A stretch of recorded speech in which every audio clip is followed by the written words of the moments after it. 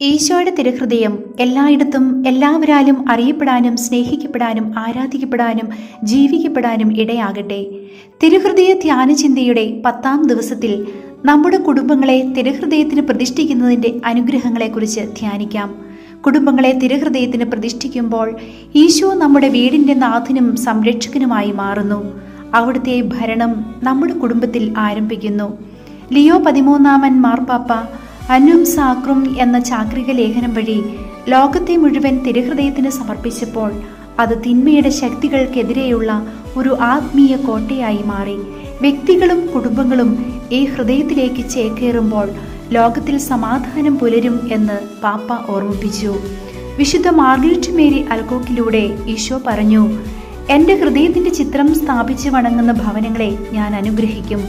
അവരുടെ കുടുംബങ്ങളിൽ ഞാൻ സമാധാനം പുലർത്തും. അവരുടെ എല്ലാ ബുദ്ധിമുട്ടുകളിലും ഞാൻ ആശ്വാസമായിരിക്കും. വിശുദ്ധ പാത്രോപിയോ പറയുന്നു, തിരുഹൃദയം വാഴുന്ന ഒരു ഭവനത്തിൽ പിശാചിന് സ്ഥാനമില്ല.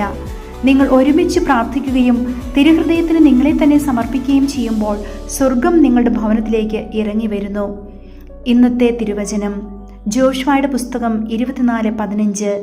ഞാനും എൻ്റെ കുടുംബവും കർത്താവിനെ സേവിക്കും. ധ്യാനം: നമ്മുടെ ഭവനങ്ങളെയും നമ്മെ തന്നെയും തിരുഹൃദയത്തിന് പ്രതിഷ്ഠിച്ചിട്ടുണ്ടോ?